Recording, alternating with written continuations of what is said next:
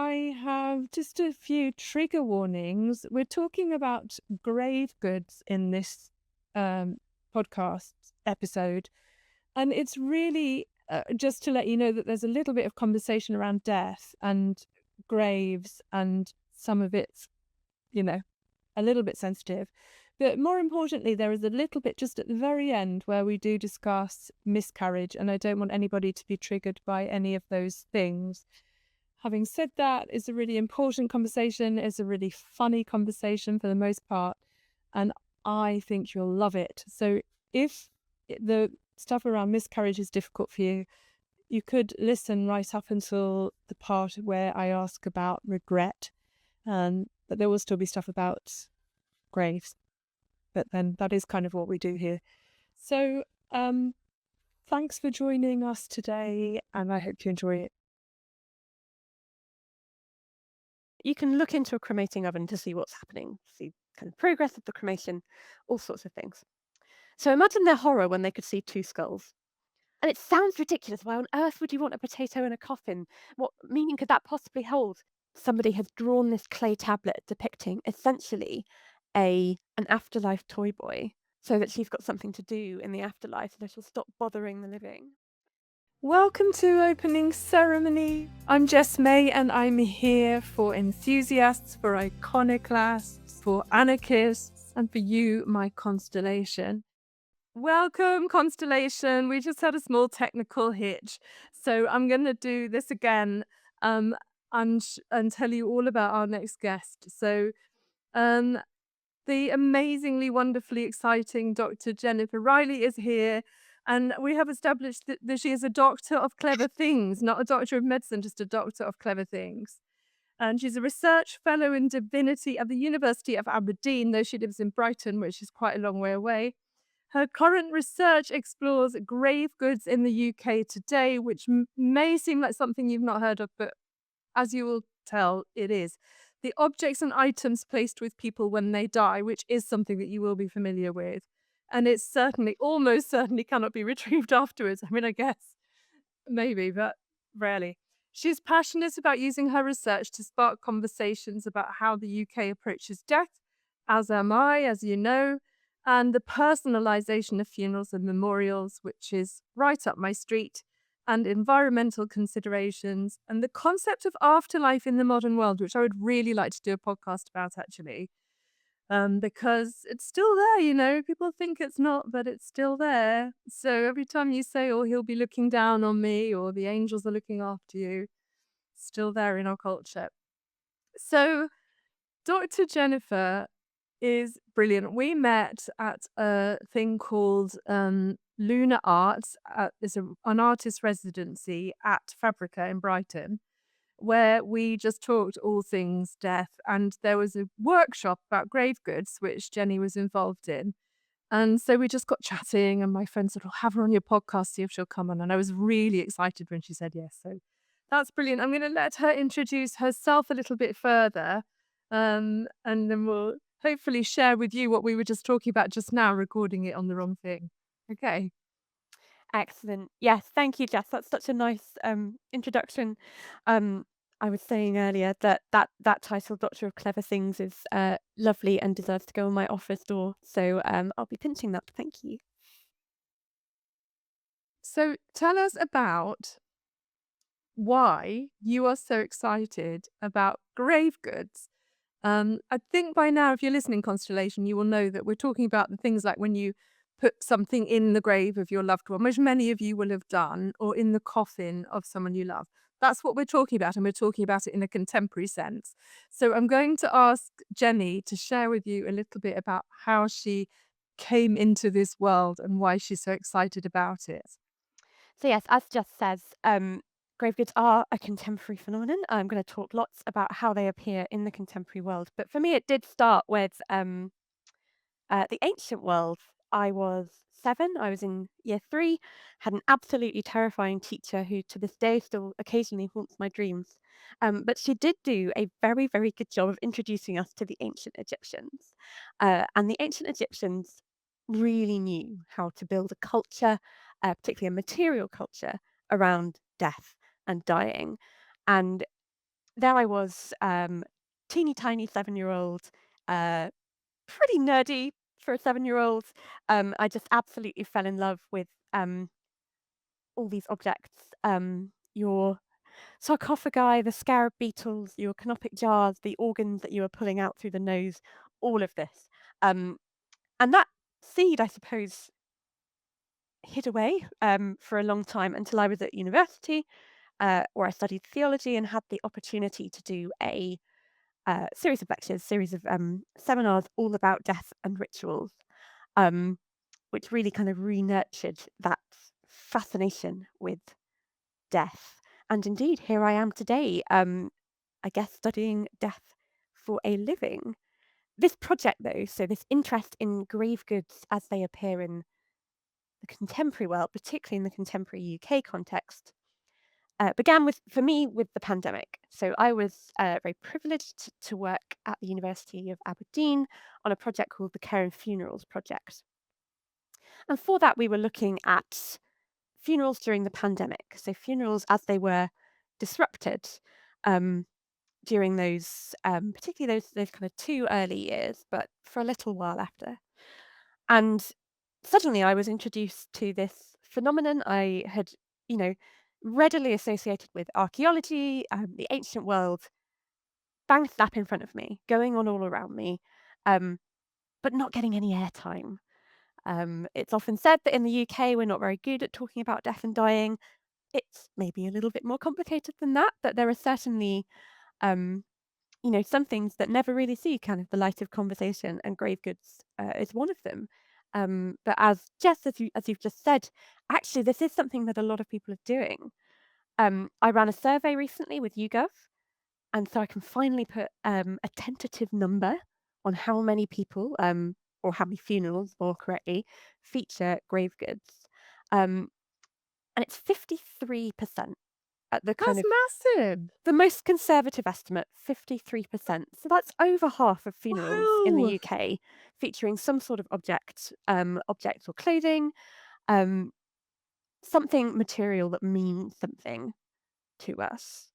And if you do the numbers, and I was also telling Jess just before we started recording, numbers aren't necessarily my strong suit, but if you do crunch the numbers, I reckon that's 350,000 funerals a year featuring some sort of grave good. So they are everywhere. This is not the exclusive purview of the ancient world. This is not a foreign, exotic phenomenon. This is bang up to date, alive and well all around us. We're just not talking about it. It's incredible, isn't it? Because when you think about it, all of you out there, anyone who's listening to this, you will probably, if you haven't done it yourself, have put something in with somebody, tucked it into a pocket, asked the funeral director to put in anything, it could be anything, or even choosing dad's tie. Or I know Katie Costello, was it Katie or someone said about putting a betting ticket in because they were a, Yeah, yeah, was, I've come yeah, across that or was gambling. it you? I don't know. Someone said it. I don't And know. yeah, clothing is a really interesting one because I think we've been talking about personalization already. That's going to come up more, I suspect. But the idea of dressing the dead in their own clothing is actually relatively, it's not a natural phenomenon. This is something that we've decided to do and decided to do relatively recently in the contemporary UK. Not everybody does it, but for a lot of us, that idea of making sure the dead look like themselves and wear something that they would have felt comfortable in or liked, that's become really important. Um, But even at the start of this project, I kind of had to go through a loop whereby I went, "Oh yeah, well of course clothes are grave goods. Of course they are." Because it felt so self-evident that clothing should be a feature of the way that we die in the UK. Um, yeah, I'm sure we'll come on to more But of when was it first a thing where we put clothes on? So if you look back to the late 20th century, that's when the transition point is usually identified. Um, the whole idea of funerary personalization is kind of wedded to a couple of different trends in the late 20th century, one of which is what would broadly be identified as secularization, so the decline in popular significance of religion, both publicly and privately. Um, but in the 1970s, 1980s, you've also got the AIDS crisis, which really transformed how funerals take place in the UK. There was a lot of consideration and a lot of excellent work, as well as some less excellent work, done by funeral directors to make sure that those people's identities were being reflected in death, perhaps in a way that they weren't in life. And so, in some ways, kind of dressing the dead, which, as I say, 1970s, 1980s becomes much more popular rather than using a funeral shroud. It's all kind of interlinked with the way in which we were starting to bring in queer identities and marginal identities, That's thinking about them in really life as well as in interesting. death. Yeah, it is fascinating. I had But yeah, no idea about that. I really hope it's true. No, I'm pretty sure it is. I'm pretty sure that's right. It is now. You heard it here first. No, but that makes sense. That Yeah. really makes sense. But it's also lovely because you hear so much negative stuff around that period of history. Mm. The idea that there are all these really sweet, sensitive, thoughtful individuals in the funerary industry doing the right thing, I find that really touching. And I think it's really important to say that kind of loudly. I was chatting to a crematorium manager, who used to be a gravedigger. Um, and he was talking about, undertakers, like even that language, it still has such a negative connotation in England, and there's lots of reasons for that. But oh my goodness, the amount of delicate, beautiful, sensitive work that goes on in funeral directors by celebrants up and down the country That's right. is astonishing. Yes, okay, you're going to have some people who fit the kind of grey image, but in my experience, people who work in death and dying are amazing people, incredibly caring, and their attention to detail is second to none. But especially with the funeral directors, that's absolutely the case.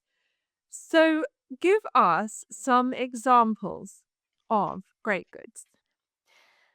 Okay, I will go for the kind of top most common ones, and then I'll talk about some of my personal favorite examples. Yeah, that would be Um, brilliant. We'd love that. so Yeah. clothing, as I've mentioned, almost so self-evident as to not feel like a grave good at all. But yeah, we dress people in their own clothes. We're even moving away from that idea of people in their best clothes. We don't want to have people buried in something that's stuffy, that wasn't familiar or what they usually wore. Also see lots of flowers, photographs, and letters. Those are the other really common um, objects. In every case, they're quite an easy thing to personalize. They're also relatively kind of inexpensive or replicable. Odds are that you can print that photo again, or you can. Um, it might be a letter that you write once, but it's not the kind of financially costly. Clothing is a bit different. You are choosing something that's unique. It will probably still carry that person's smell, something of kind of their embodiment of that. So that's a slightly different example. The other one is jewelry and watches. Um, and this is where it gets really interesting. Well, the whole thing's interesting. Yeah, Otherwise, the whole thing's I interesting, wouldn't be but here. But jewelry yeah. and watches are particularly interesting because for some people, they actually kind of read like extensions of the body. They are almost so wedded to that sense of the person that they have become part of that person.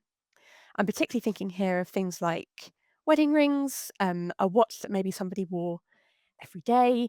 Um, I have little hoop earrings that I never ever take out, that they really do feel like an extension of me. Um, and most of the time, that's what we're talking about. Not everybody chooses to leave those things with the body. Wedding rings, for example, might get passed down. Um, but there's a wonderful theorist, who anybody who's ever studied anthropology will probably have come across, called Mary Douglas. She was an absolute giant of anthropology in the 20th century. She talks about things being quote unquote dirty when they are out of place. Her famous phrase, matter out of place, is quite well known. And for me, I think what's going on with kind of jewelry that has become wedded to that sense of the person, it's like the opposite. It's almost like that jewelry no longer makes sense on its own. It's like it belongs with the person. It has become kind of fused matter. So separating it would make it matter out of That place. really makes sense actually, doesn't it? I can see Absolutely. that. Yeah. I mean, Yeah, but it's interesting because sometimes watches are quite valuable, aren't they? And Yes, yes, jewelry can be quite absolutely. expensive. It can, and I have come across a couple of examples in interviews for this study where people have been buried with very, very expensive jewelry indeed. And it's financially expensive and sentimentally expensive. So this one really divides the pack, if you like. There are some people for whom absolutely that has to stay with the person, and other people for whom absolutely no way burying that or cremating it even um, would be kind of ridiculous, in its own Yeah, way. So yeah, that one will tend to divide your audience, whether or not you think that immediately took me to the Saxon hordes and yes, Sutton Hoo yes, and all of that. Sutton Hoo and all of that. One of my favourite grave goods from history comes from Sutton Hoo. There's a left-handed sword in the Sutton Hoo hoard, Amazing, which that's I so just think is gorgeous. personal. That's it. It's so personal. Yeah, My husband's a lefty, and so it makes me kind of think of, this person who would actually have held this, actually have used it with their left hand against 90% of the rest of the population, presumably. And that kind of marker of their selfhood has gone down in history. So I absolutely love that example. Would you like telling a some story, isn't would you like it? some wackier ones? We want this, yeah, You want the do it. wacky? I Okay. All of us do, I know I it. have I have a top three wacky examples that I generally pull out in slightly different different scenarios. And I'm just gonna give you all three and then you can edit them if you feel like any of them aren't appropriate. No, we won't be editing, Okay, Jenny. wonderful, excellent. Um, so, uh, the potato story is one of my favourites. So, there are some things that you really shouldn't be putting in a coffin if it's being cremated, in particular. Um, and the funeral director I was interviewing about this particular story ended up kind of losing sleep on whether or not it was safe to cremate a potato. As anybody who's ever bitten into a potato when it's been cooked knows, they get blooming hot. Um, and so she had to work out if this potato was going to be basically an explosion risk in the cremator. Turns out the solution is to prick it like you do a jacket potato in Yeah, the because they oven. explode in the oven, don't they? Exactly the same, and it's exactly the same in a cremating oven. So she could put this potato in, and it sounds ridiculous. Why on earth would you want a potato in a coffin? What meaning could that possibly hold? But actually, it was a couple who'd met on a potato farm, and he Oh. had attracted her attention by throwing a potato at her head, which doesn't sound like the start of a beautiful love story, but it was for them. Um, and so when he passed away, his wife said, "It's got to be a potato."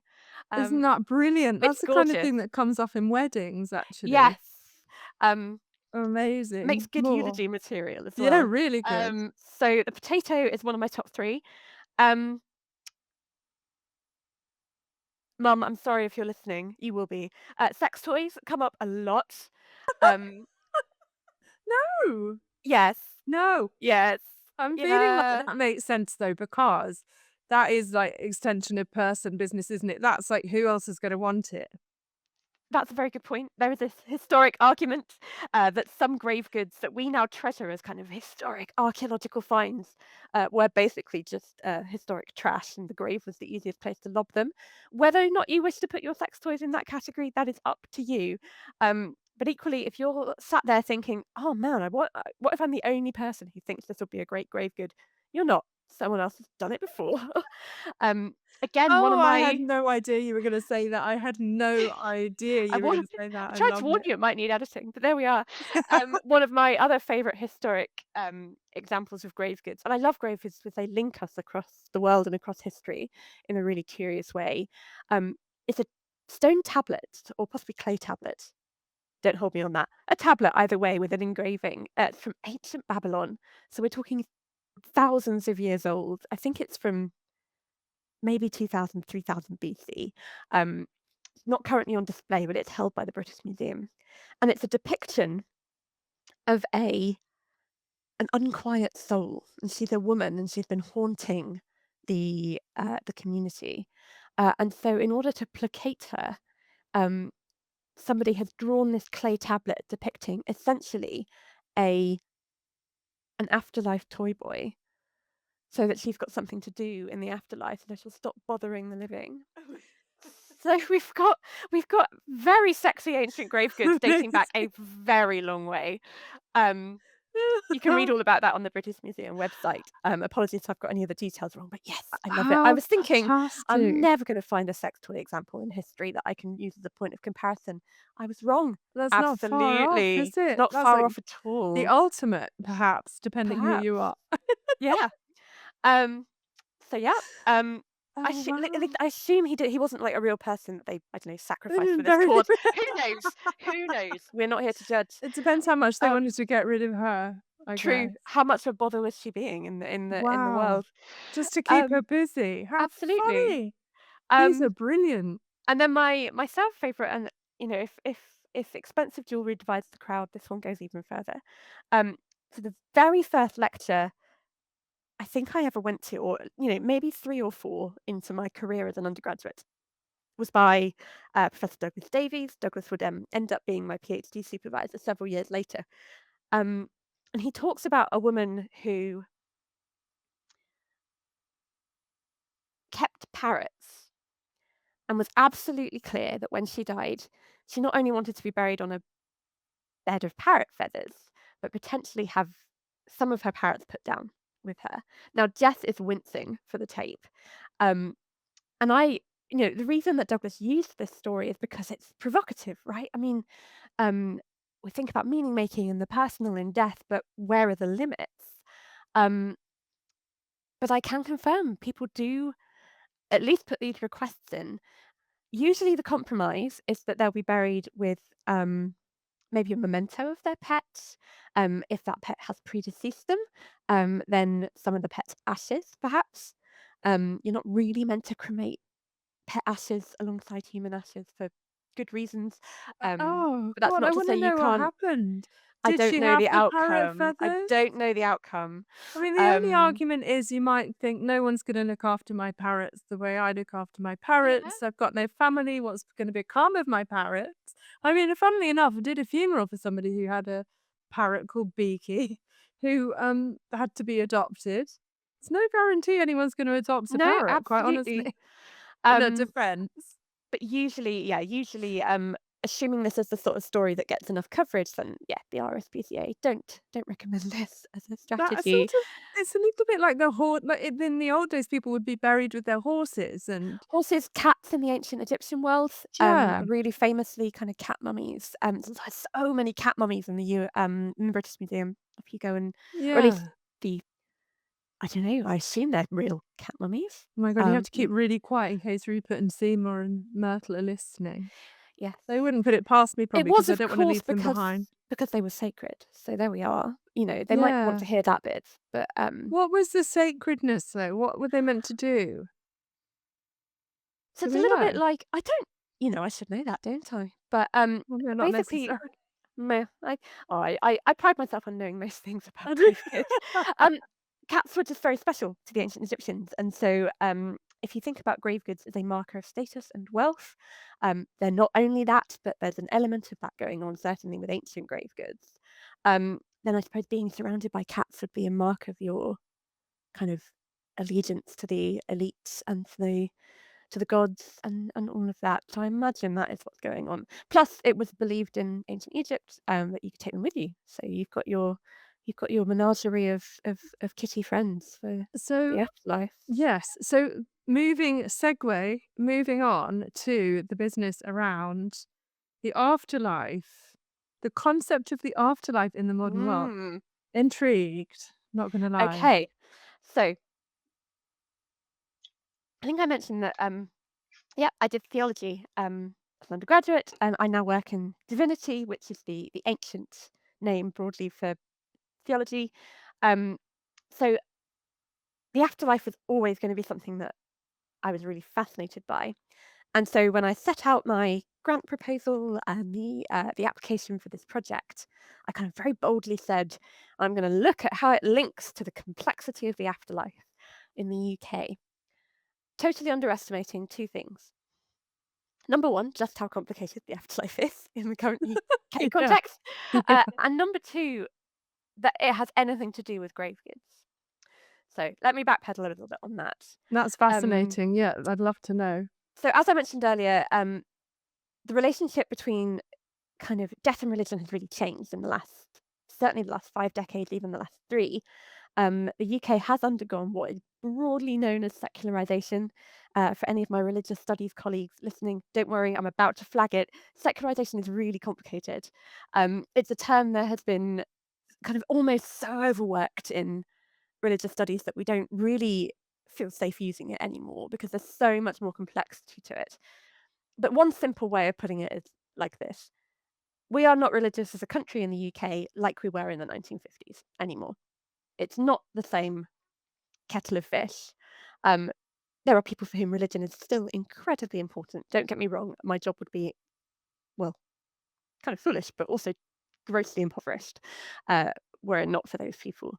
Um, but, we don't have a straightforward relationship with religion anymore. And that means that we don't have a straightforward relationship with the afterlife, if indeed there ever has been one.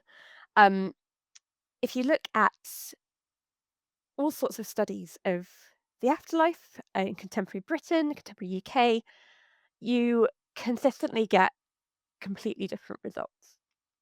So you could have a survey that suggests that we still believe quite a lot in heaven, but not a lot in hell. And then you could have another survey run pretty much the same time that says no one believes in an afterlife. It's all super contingent on how you ask those questions, the way you frame them, the options you give people. But it's a really difficult thing to measure. And it's a really difficult thing to measure because people don't have a kind of a settled sense of what they believe, let alone a consistent ability to demonstrate that in a survey or an interview. Um, I've worked in the past quite a lot with a kind of cluster of theories we call lived religion, um, which kind of says, what if we look beyond the official lines? What if we look beyond the idea that, oh, the church says X, and so this must be what people believe? Load of rubbish. People are very creative and very good at not doing what the church tells them to do. And that's true in other religions as well. Christianity is a pertinent example in the UK, but it's by no means the only example. And there is no better illustration of lived religion than asking people what they think happens after people die. Um, if you try and summarize thousands of years of even just Christian theology and thinking on the afterlife, um, you can see massive shifts over time.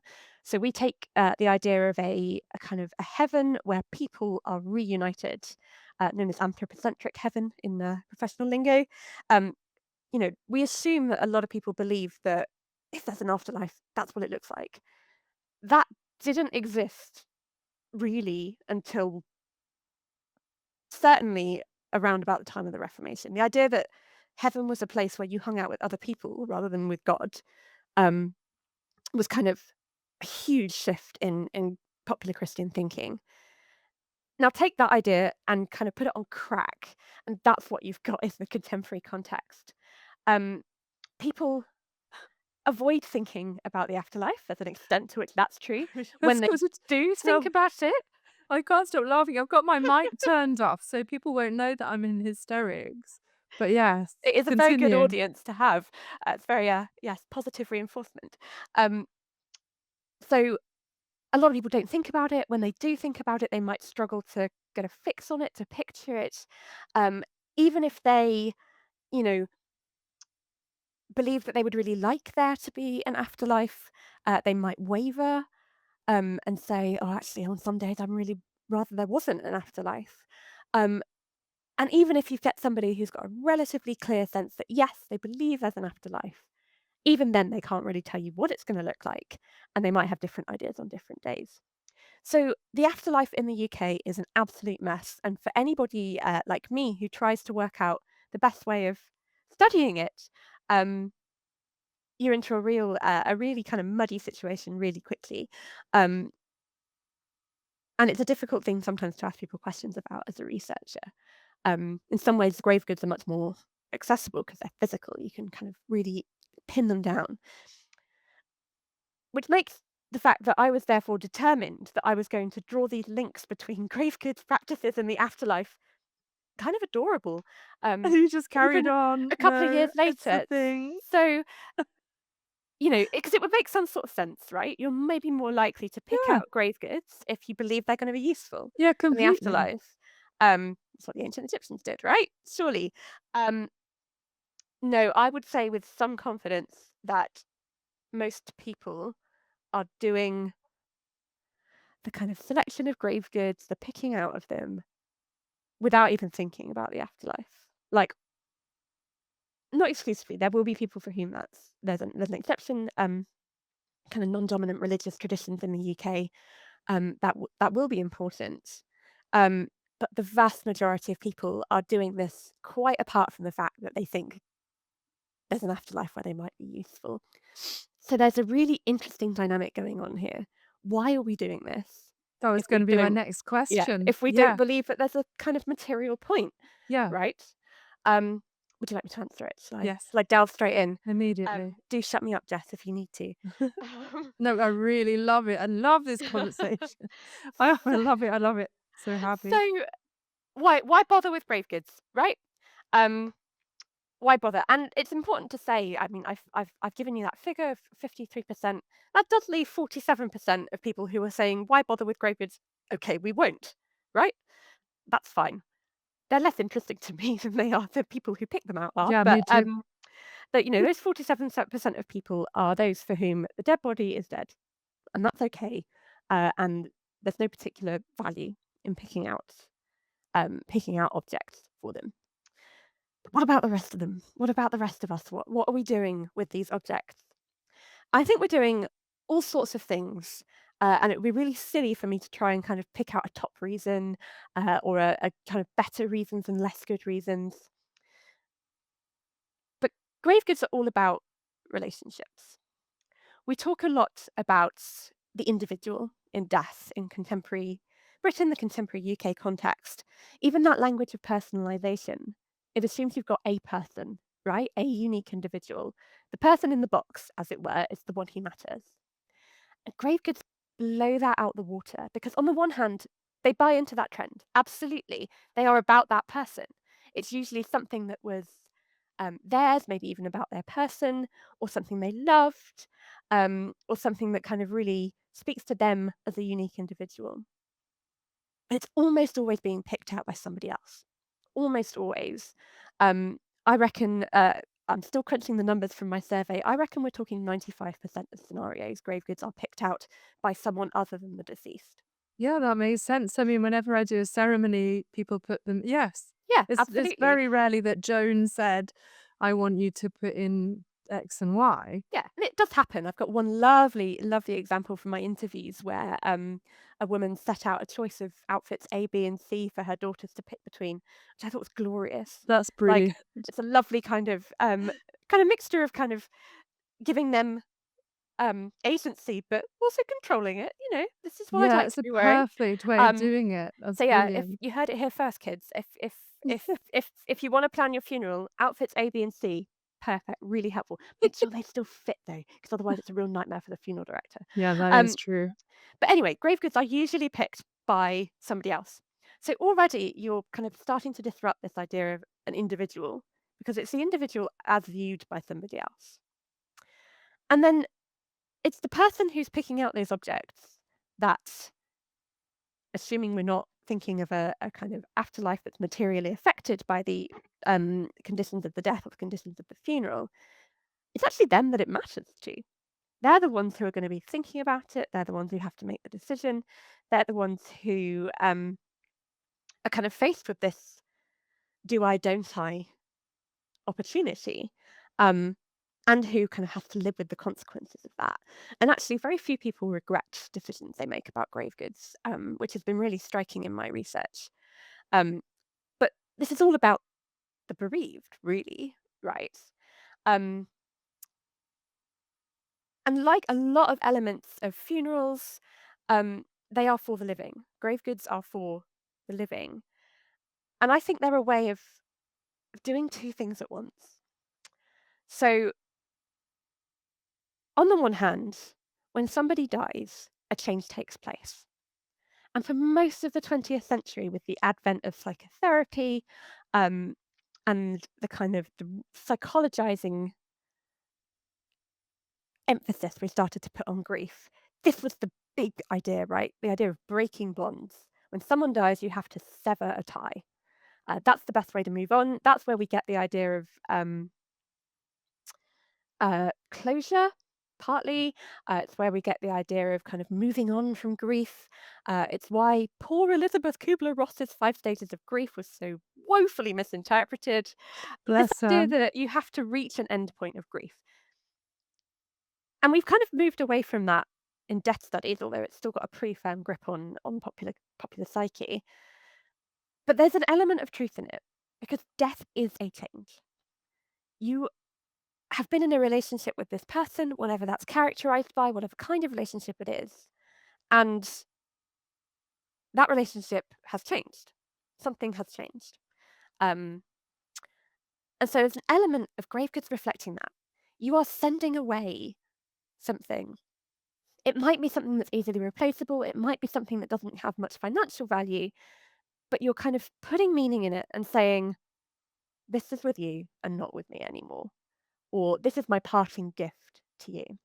So there's an element of grave goods, I think, helping us to do that grief work, if you like. But there's another half to that coin. So having kind of had this 20th century emphasis on the breaking bonds paradigm, in the late 1990s, a book called Continuing Bonds was published by Klass, Dennis, and Silverman, I think. I may have got those authors in the wrong order. They published an edited volume called Continuing Bonds. And Continuing Bonds had a mission to reflect the fact that when somebody dies, you cannot break all of those ties with them. And actually, it might not be healthy to try. Continuing Bonds is all about the ways that we continue to have a relationship with the people that we knew in life after they die. And grave goods are all about that as well. That's Yes, they are amazing. So marking a they're both change, but they're things. both things because they're also reiterating what it was about that person that you love, what it was about that person that made them them in a way that means that you are thinking about them still and keeping them alive.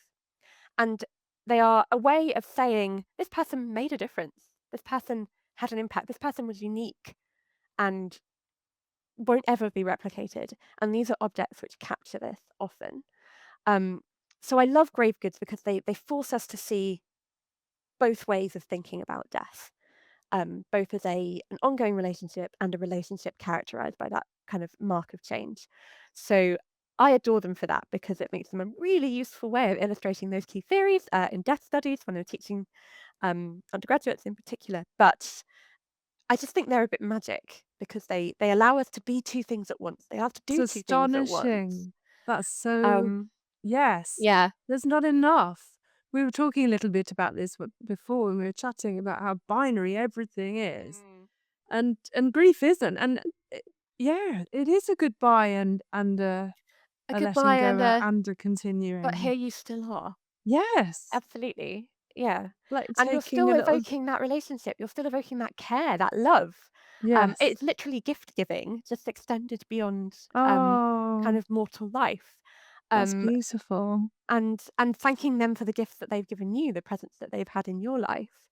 Um, so Well, yeah, this they allow makes us to do sense. that. And they also, in so doing, kind of disrupt this idea that we are atomized individuals or Yeah, islands of people. We're not, yeah. we're networks of relationships.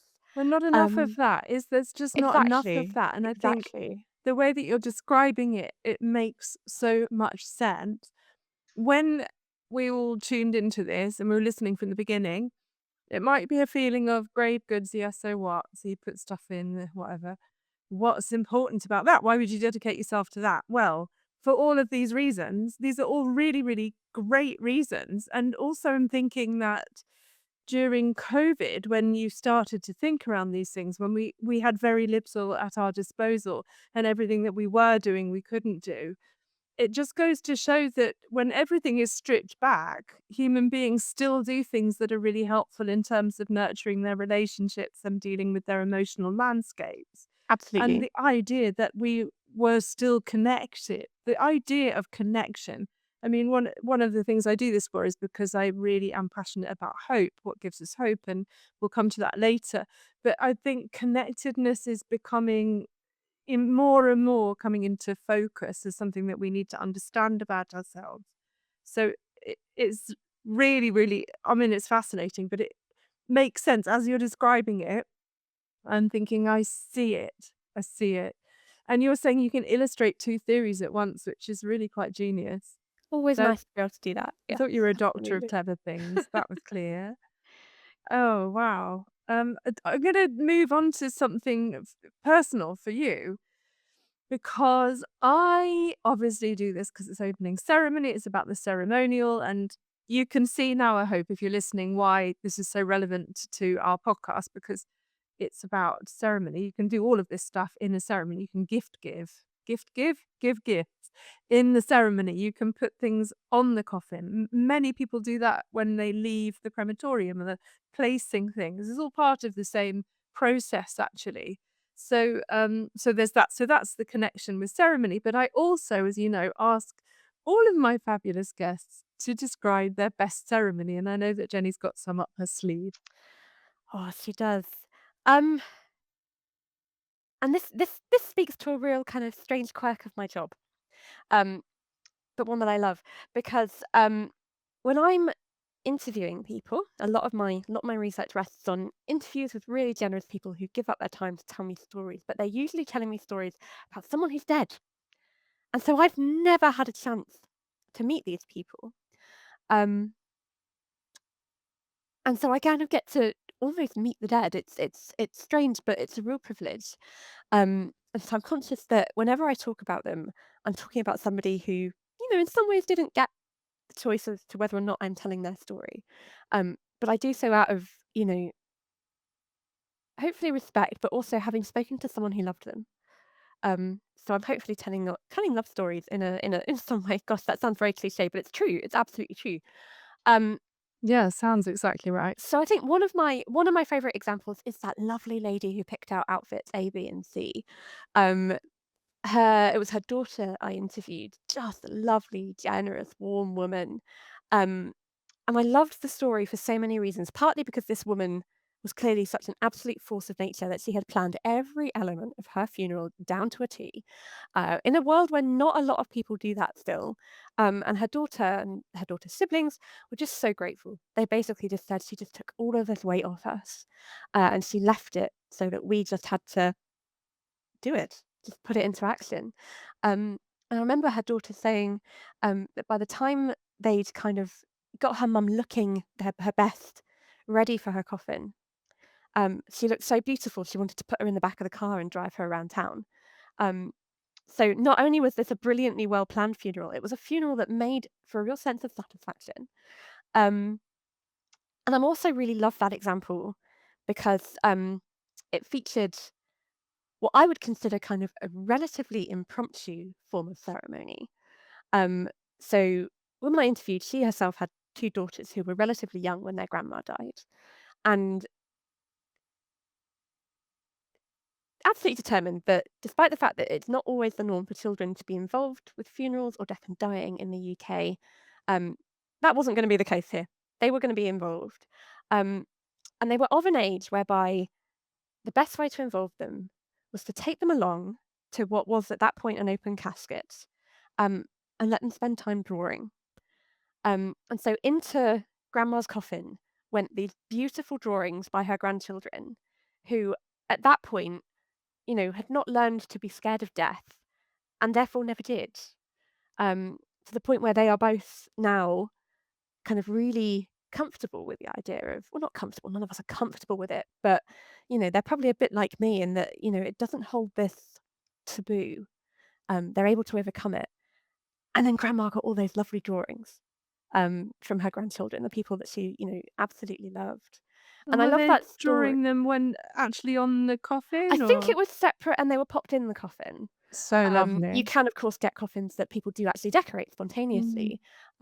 And that is lovely as well. And I was interviewing this woman 20 years after the fact, which is a rare opportunity. You don't always get to see how a funeral and how various different death rituals and aspects of ceremony affect people in the long term. But in this case, I did. Um, and she just had such a kind of peace and joy about her, about every decision that she'd made. And she says she still goes up to see her mum at her grave and feels a sense of kind of peace and satisfaction that she has company. She's got things around her that made her her. Um, so that's one of my favorite examples. That's lovely, isn't it? Just yeah, That's just so gorgeous. lovely. And part of why you're passionate about it is because you know that it helps people. Yes, that's it. I ask quite a lot of my interviewees, particularly the professionals, um, so funeral directors, celebrants, people who work in crematoria, if they think grave goods help. It's almost a silly question, um, but actually, quite what helps us grieve is quite a complicated thing. We've been human beings for thousands of years, and we still have this kind of problem of grief that we have to face, and no one's really got a monopoly on how we solve it. But the resounding answer, pretty much every time I ask that question, is yes. It's not the whole thing. Grave goods aren't going to make grief go away, but they help. They're a And it's stepping stone. I don't think that's always true for funerals, actually, Mm, because you can get it really, really wrong. yeah.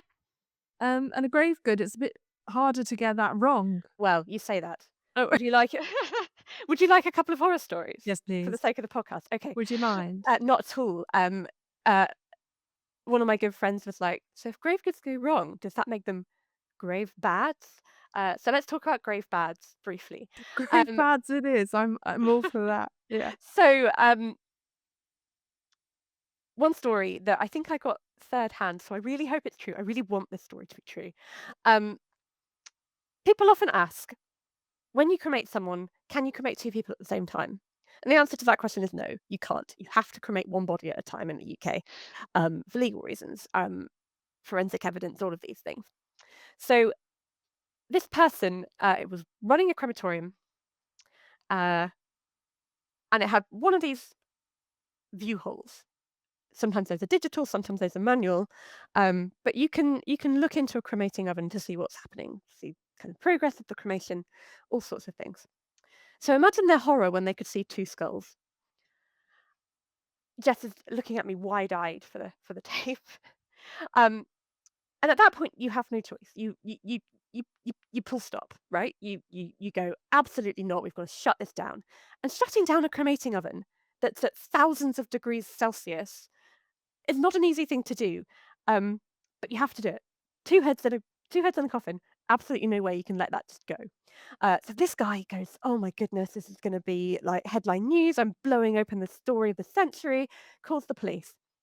Cremator is powered down.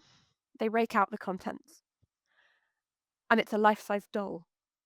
Someone had decided to cremate either themselves, it was, or a member of their family with a kind of life-size Victorian doll, to the point where, yes, there were two skulls in that coffin, but only one was human. So that's a really good example because I That's love this idea. grotesque. It is grotesque. Quite a lot of this is grotesque. Um, so you do get examples of grave goods gone wrong, grave bads. Um, the other example is, and I must disguise some of the elements here because I wouldn't want this to become traceable. We talked earlier about the fact that my definition of grave goods, if you like, is that they're hard to get back, right?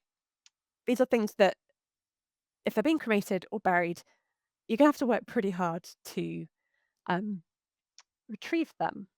And there are exhumation laws. The Ministry of Justice in England and Wales gets about 1,000 applications for exhumation every year. Those are usually for forensic reasons, occasionally for moving people. They're very rarely because someone wants a grave good either added or taken away. Though that does happen. It does happen. But it's a very bureaucratic process, and sometimes people take matters into their own hands.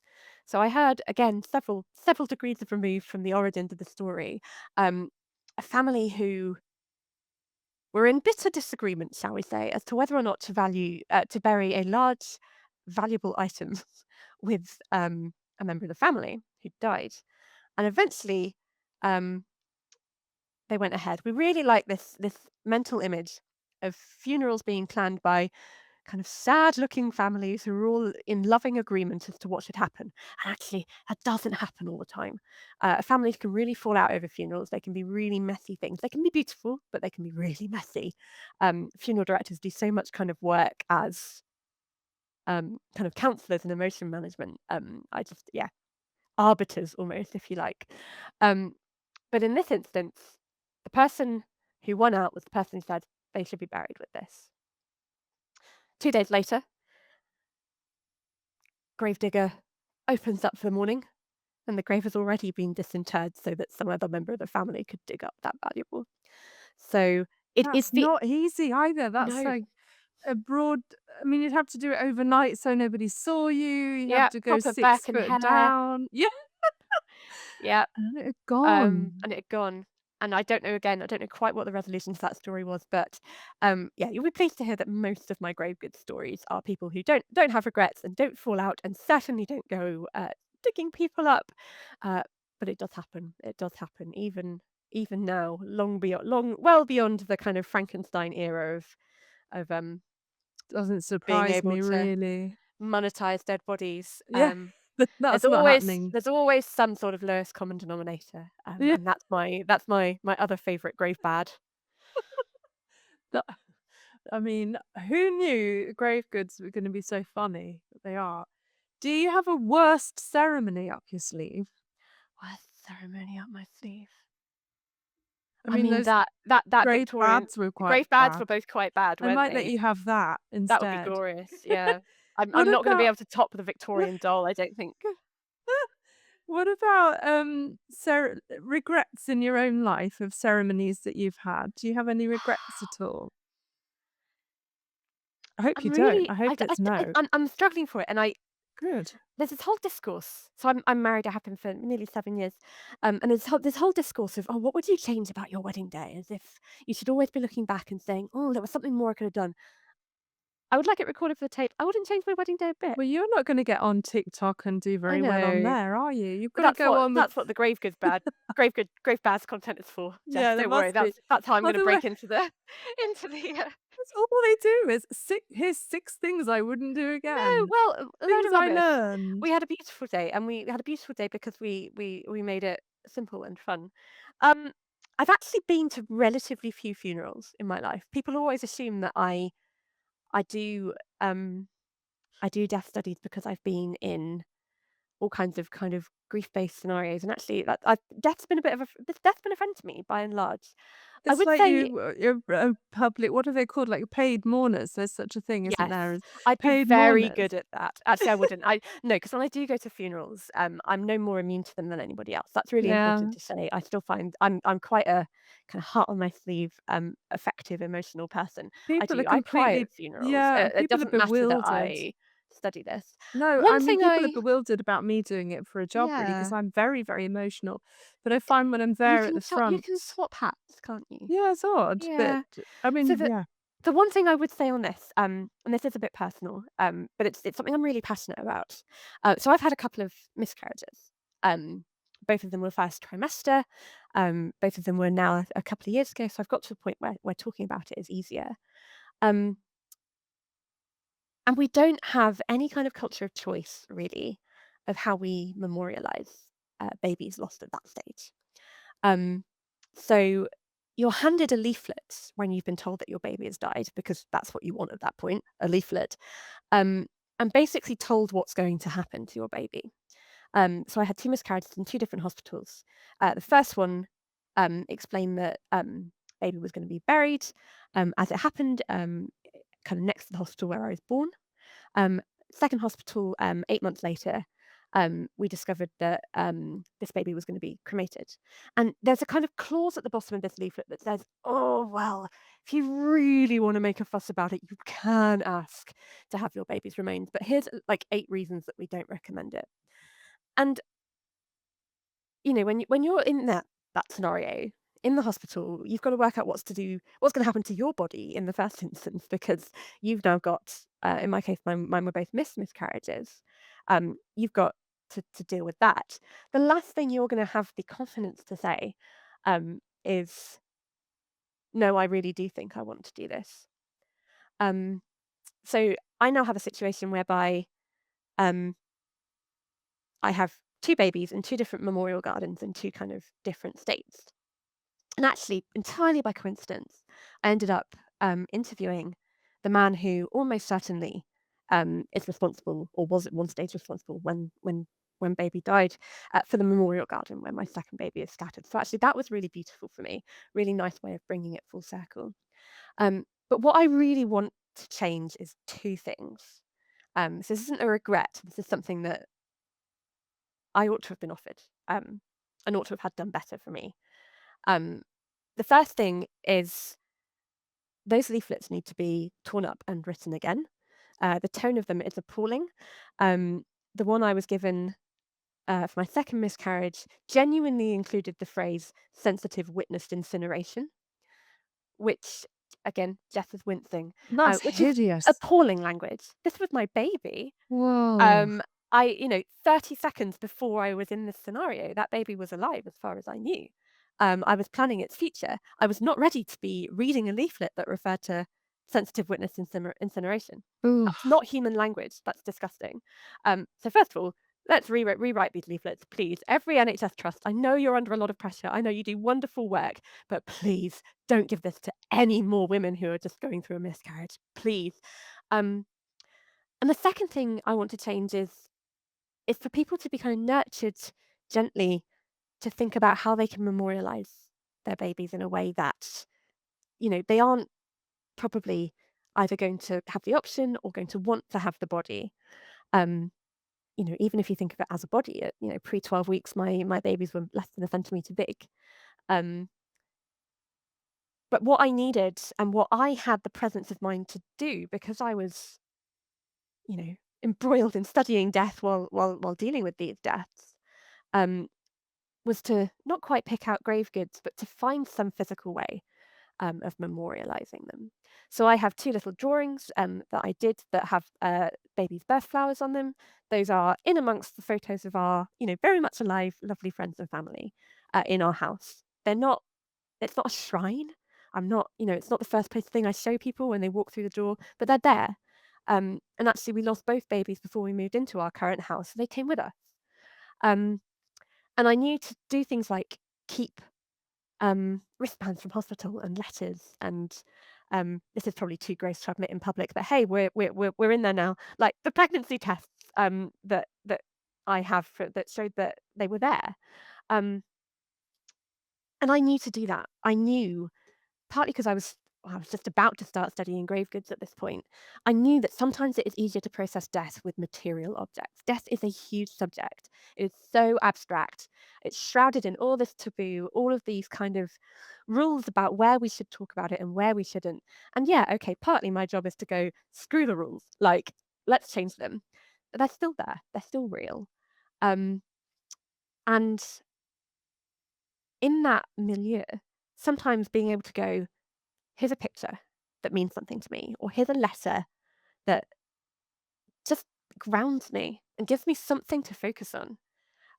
For me, that was transformative uh, when I was grieving both babies. It was absolutely essential to me to have something physical and tangible.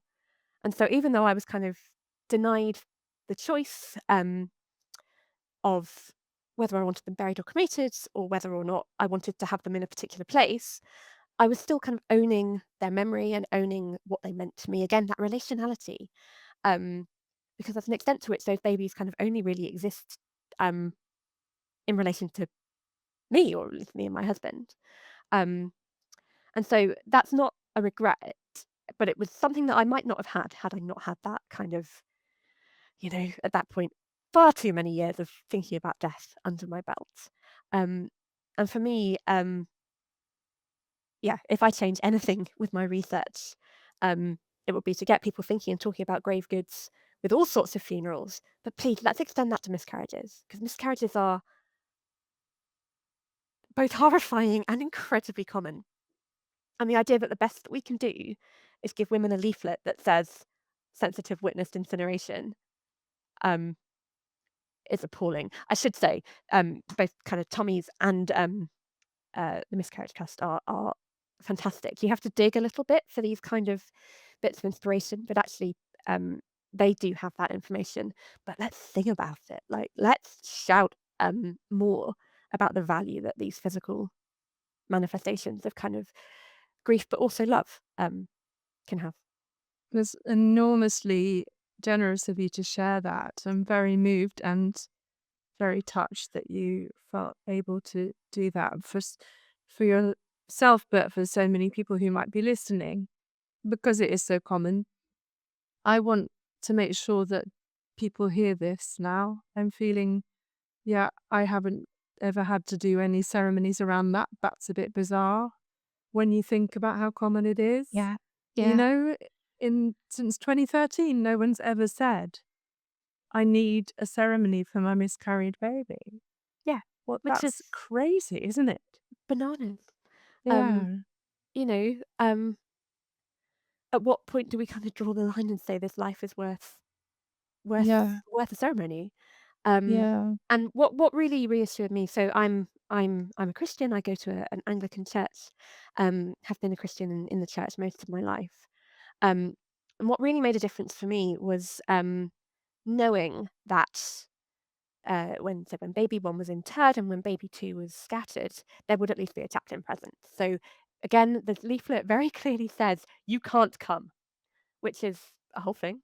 Let's not talk about that because the kind of literal forbidding of you going to your own baby's funeral, that's pretty appalling.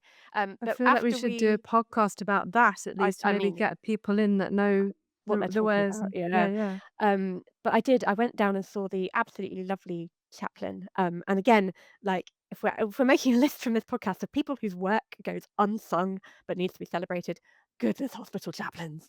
I've never kind of thrown myself on somebody in more of a state and been more beautifully kind of held. And I just said, "Can you just tell me what you're going to say?"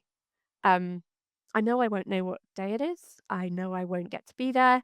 Um, but knowing that you're going to say something that I'm going to find resonant, that in this case kind of resonated with my Christian faith, but could apply to anybody. Um, that really, again, it was really grounding. We need ceremony. There's a reason we still have funerals, Jess. We've There's been a doing this for reason. thousands of years, and there's a reason that we still do it. It's not because we're Yes. unevolved or because we're No. irrational. It's because ceremonies matter. Ritual Yes, matters. they do. And so for crying out loud, yeah, let's stop excluding Yeah. parents who've experienced miscarriage Unbelievable. I'm from going to be funerals. researching that, Yeah. and no, in a heartbeat, I'm going to make a podcast about that. Um, well, what is lovely about this is that we've come to the end of our podcast. But my final question, as everybody knows, is what gives you hope for humanity? So I feel like this fits in quite nicely with It's a ending gorgeous way to here. do it. Yeah. Oh, what gives me hope for humanity? Yeah. Um, so Douglas Davies, who I've talked about a little bit earlier, as I say, he supervised my PhD. He's a giant of the death studies world. And one of the iconic phrases that he has coined that I love is the phrase words against death. He looks at death rituals of all sorts, funerals, grave goods, they come up a bit. You know, he takes in so many examples. He's an incredibly learned man. And he says that at the end of the day, that's what all of these are about. These are all about facing death with activity that defies it. And that's what Words Against Death means. It's not literal. It can include words. Eulogies are a really good example, but it can include anything that we do as people to say death does not get the last word. Um, and as long as people keep speaking words against death in every kind of form, the beautiful, the absolutely hilarious, I don't care if your word against death is a beautiful, heartfelt eulogy or a sex toy. I really don't care. The fact that people, despite the fact that, we live in a world where we might chalk it up as irrational or unnecessary, the fact that people are still saying, no, I have to speak words against death. I have to say how much this person meant. I have to assert the value of their life and their contribution. Yeah, words against death give me hope for humanity. Everybody always has an answer. They're always kind of surprised by the question and they always have an answer. And that is not an answer I've ever heard before. It's really beautiful. And I just want to let you know how much you matter and how much you are aligned with my purpose doing this opening ceremony podcast, because to all of my constellation, Jenny's just put into words why I care so much about it, because it's a humanizing process, because words against death affirm life. That's what they do. Absolutely. That's And literally what they do. Yeah. and They that's what ceremonies do. assert the value of ongoing life. Yeah. Well, it's beautiful. I think that's just a perfect place to end, really. So I'm going to let you know where you can find this incredible woman who is just, I mean, you're phenomenal and you're so inspiring and so funny and clever. And I've loved every minute. I feel so honored that you're here and to hear your words and all the outcome of all those hours of, I don't know if you're a night owl or a morning person, but however you do it, the amount of reading and working and sweat and blood and tears that go into being able to sit and just talk so freely and with such eloquence about your topic. It doesn't go unnoticed by me. Thank you. So I am very grateful for all of the work that you've done. So you can find Dr. Jennifer Riley on the internet in all kinds of ways. If you go to Facebook, you need to look for Jenny Riley, IE, and Riley, RILEY. Yeah. On Instagram, love this, at Baggage for the Beyond. That's the project title. Baggage for the Love Beyond. it. Love it. And there's a book coming. We'll get onto that in a minute. LinkedIn, Dr. Jennifer Riley. And you've still given me X actually. Yeah, I Jenny mean, A. Riley. I've got a good Yep. legacy profile there. If you Yep. enjoy bad jokes and the occasional piece of crochet in amongst the death content, We yeah, do. go for it. Jenny A. Riley. And then Bluesky at studies-death.bsky.social. Like I've read that wrong. I'm going to put it all in the note. Jen Studies Death will probably get you to me. Jen Studies Death. And we're going to put you in. Oh, I see. Jen Studies Death. Not Jen. Yes, I see it. We're going to put all of that in the show notes anyway. So you'll be able to find her all over the place. But just before you go, tell us a tiny bit about your book that's going to come out. So it's a little way off, but I'm finally doing the kind of the academic dream, and I'm writing a book. It is going to be almost certainly um, titled either Baggage for the Beyond or Grave Goods. And I'm deliberately trying to write it for a popular audience, or like not. Okay, allow me to reframe, for a broader audience than just other academics, because Good. academic People books like that me. sit in a library, there's no point. What on earth are we doing? Yeah, I exactly. love this topic and I love that it resonates. Two things on that. The first is that if you have listened to this and have a grave goods story, Google Dr. Jennifer Riley. You should find my Aberdeen profile. That should have some links that allow you to get in touch. I would love to hear from you. My research is only as good as my ability to talk to people and put their stories in it. So I would love to hear from you. Whatever it is, if it's a grave bad, if it's a grave good, I'm happy. The other thing is the book's going to be a wee while because books take ages to write. But if you thinking, oh, my appetite is whetted. Fingers crossed, in about 2 weeks' time, so we're what, early May today, hopefully, a couple of weeks' time, I gave a TEDx talk back in November as part of TEDx Aberdeen, and I have just had word that it is in the publication pipeline. So very shortly, hopefully, there will be a video of me chatting grave goods on the TEDx stage, the big red dot, and then you'll be able to see my face as well as hear my voice. You lucky You'll be people. able to see your face on YouTube as well. Of course, yes. But how brilliant is that? And I just know it's going to be captivating. I can't wait to see it. So we'll put that in as well. Maybe we'll put loads of stuff and you Yeah. must find her. She's so good. She's so good. I think you should have your own podcast actually. That should be a Oh, thing. one day. I have been Yeah. tempted more than once. Yeah, sure. Oh, constellation, we're going to have to go because, I mean, you're supposed to be consistent with times on this, but because it's my podcast, I don't care. Anyway, I'm going to say goodbye to everybody and stop recording, and we'll see you all very soon. Please be upstanding for the amazing Dr. Jennifer Riley. Okay. See you soon.